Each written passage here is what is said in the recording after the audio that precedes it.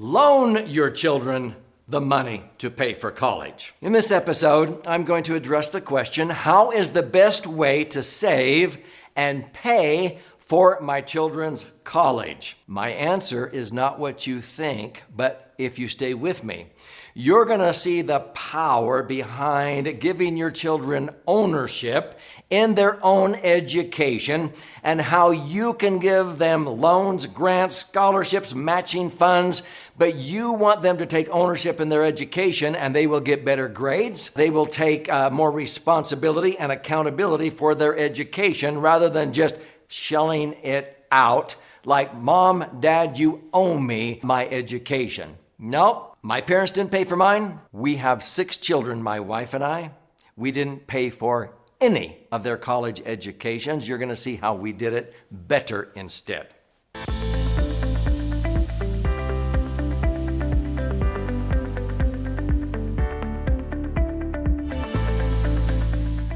My name's Doug Andrew, and I've helped many families, especially parents and grandparents, understand how to empower their children and grandchildren to take ownership in maybe their college education rather than just shelling it out and paying for their kids' college.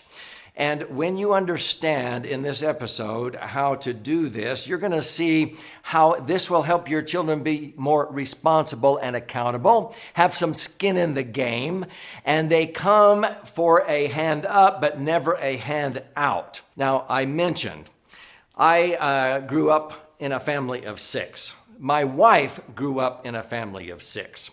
Our parents couldn't afford to pay for our college education. No problem.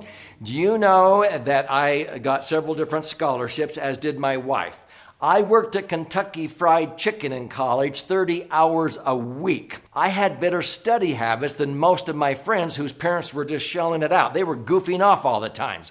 I had to budget my time to study. So I contributed, and my parents might loan me a little bit, but I paid the loan back.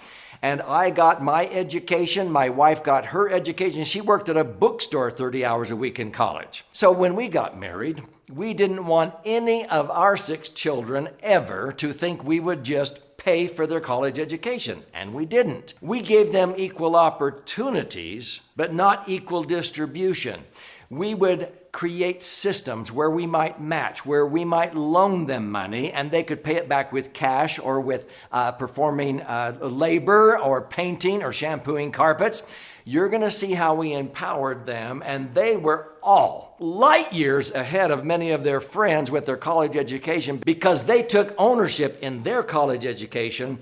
And they knew that that was precious time and money that they were expending out of their own pocket, directly or indirectly. So you can empower your children or grandchildren, or even some of your employees. I've done this with, and some of my clients' children, by offering loans, scholarships, maybe matching funds or grants.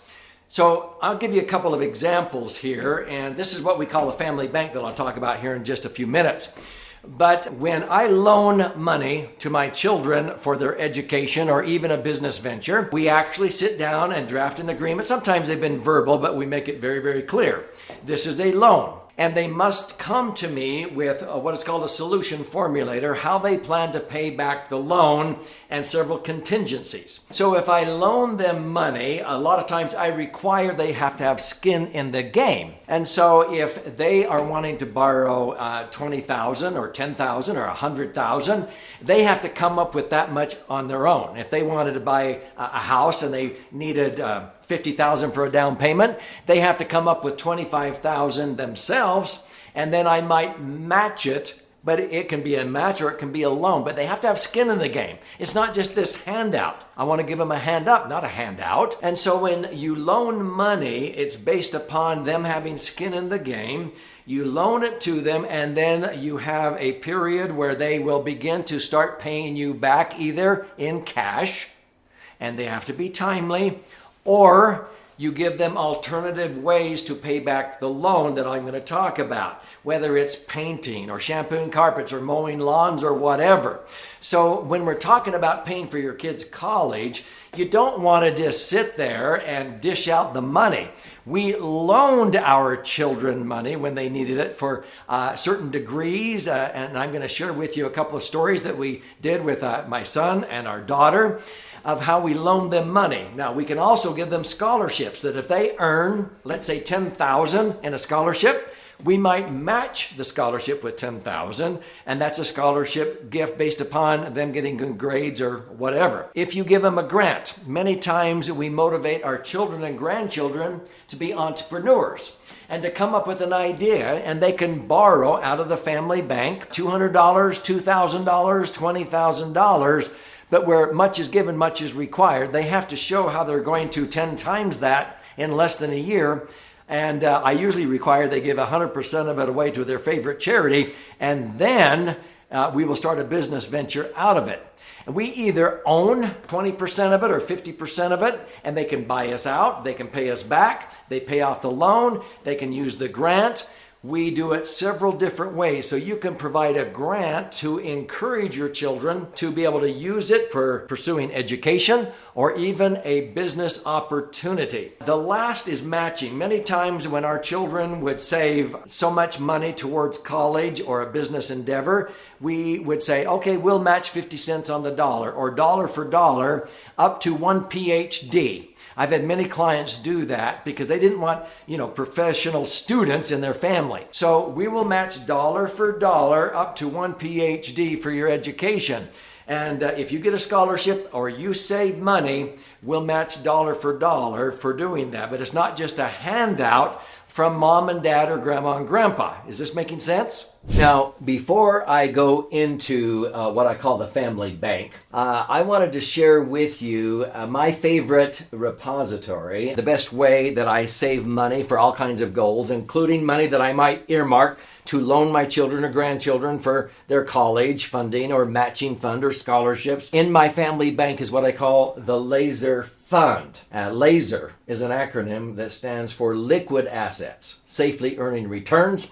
It's the title of my most recent 300-page best-selling book. At the end of this episode, I'm going to give you a link where you can claim your free copy of that 300-page book. Okay? Now, the key here is you want to provide for those you care about, such as helping them with a worthy goal, getting their education, with equal opportunities, but not equal distribution. And there's a lot of thinking that goes into this because so many people think that being fair means that you treat everybody the same.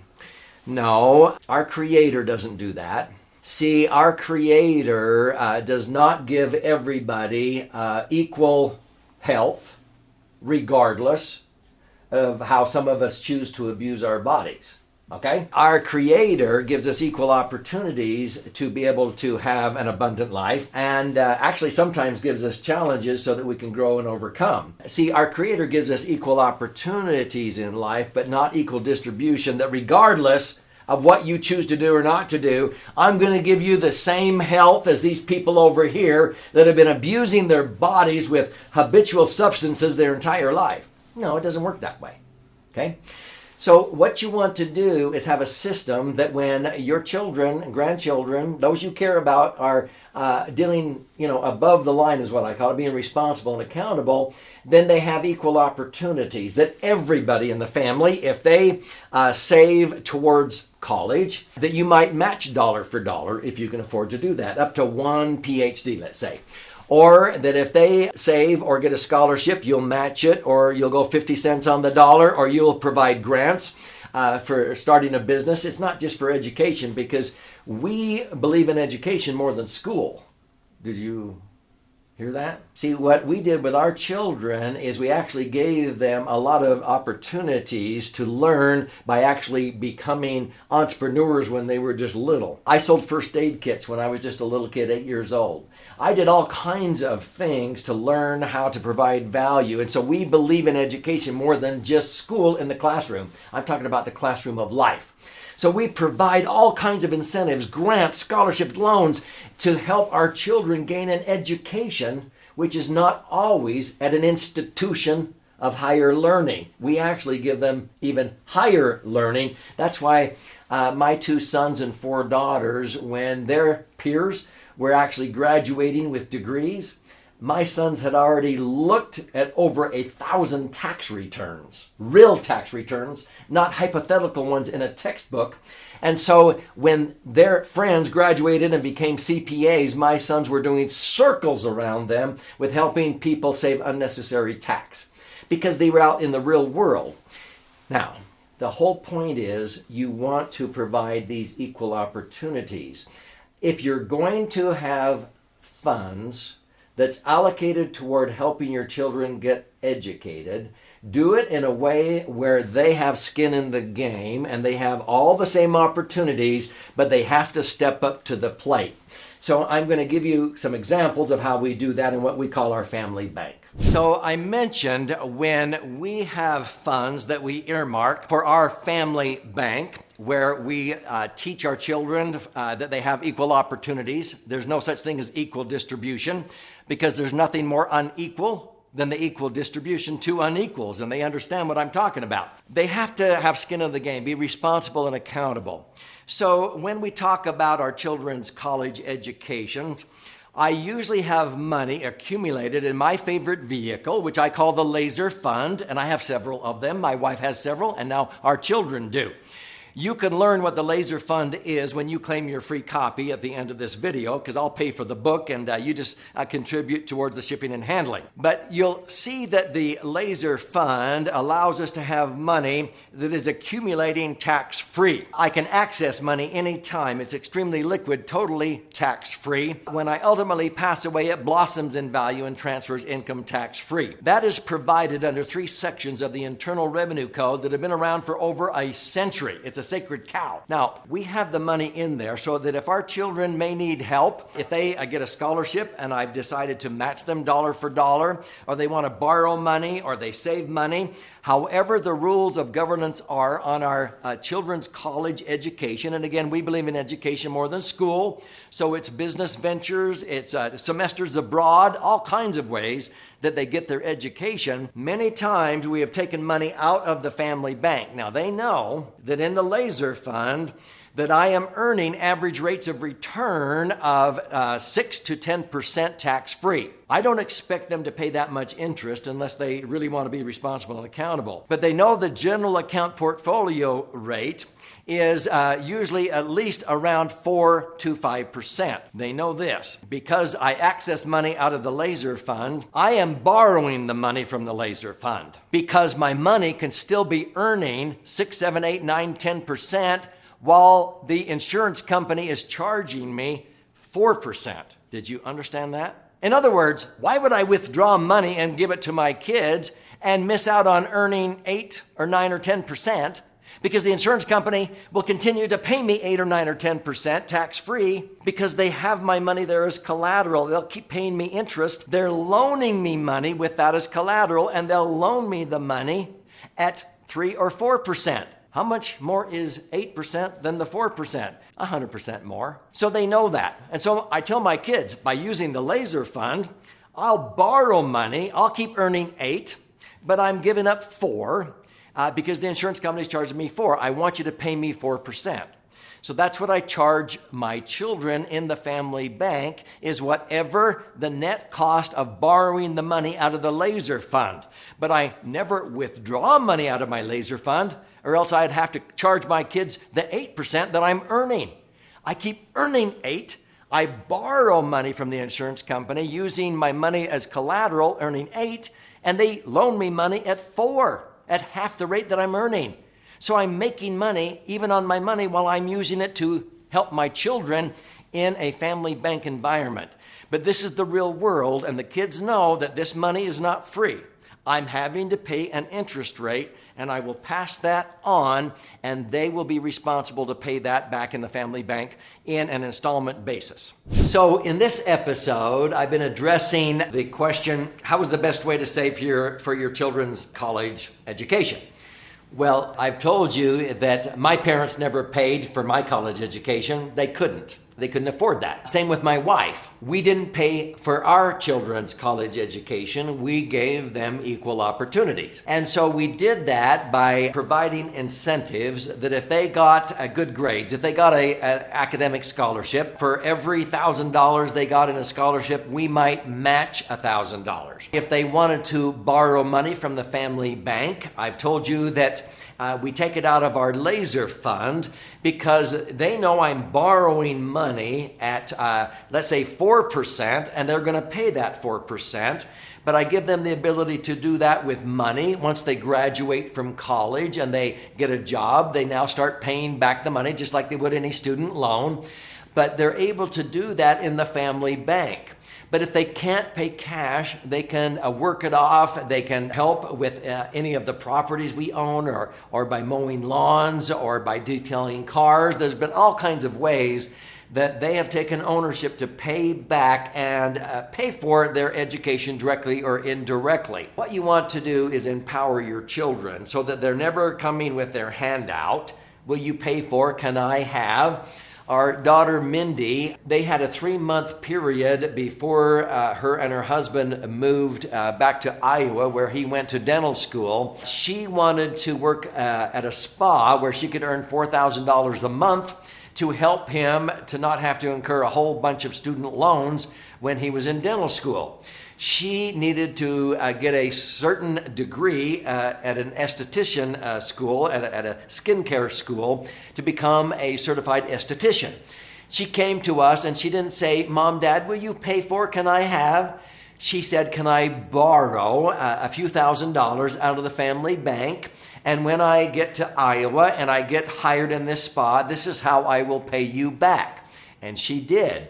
She was being responsible and accountable because of the way we set it up. They have never come and said, "Will you pay for? Can I have?" It's always, "Can I borrow? And here's the way I will pay you back. And here's a backup plan in case I cannot make monthly payments at the time I told you I wanted to do that." This is a way so your children have some integrity. They have some ownership in their college education. And so this is far better than a 529 plan. And when I say far better, I was talking about my favorite vehicle, the laser fund. Having money accumulate tax-free in our family bank for college funding under this whole concept of loaning them money or providing matching funds or scholarships. This is totally tax-free, but I don't have to use it for college. 529 plans accumulate your money tax-free, but you have to use it for college. Sometimes our children did like I did. They worked their way through college, and so they didn't need to use those funds. And so they can still take the money out tax-free that I had earmarked for their first business venture. Why would I ever want to use a 529 plan with all of those restrictions when I have the benefits of a 529 plan and a whole lot more without all the strings attached using a laser fund? You'll understand why if you claim your free copy of this book. I'll show you how here. But you want to make sure that your children explore options for scholarships and stipends and so forth. I was able to get a lot of scholarships, academic, character, leadership. I got a gerontology scholarship because of the economics of aging. A lot of kids that go to school, they don't even check out the stipends that they can get, the scholarships and the grants, the loans that they can qualify for. Those are the first areas you go, and then they can come to the family bank for a student loan the way that I've explained in this video. So if you want to learn more, there's 2 books that I would recommend, Entitlement Abolition and also the Laser Fund, which is where we accumulate our money to be able to use in our family bank. If you would like a free copy of this, you can go to entitlementabolitionbook.com. If you want a free copy of this one, go to laserfund.com. You contribute a nominal amount towards the shipping and handling. In each of those sites, if you want to get both books plus audio versions, you can do that.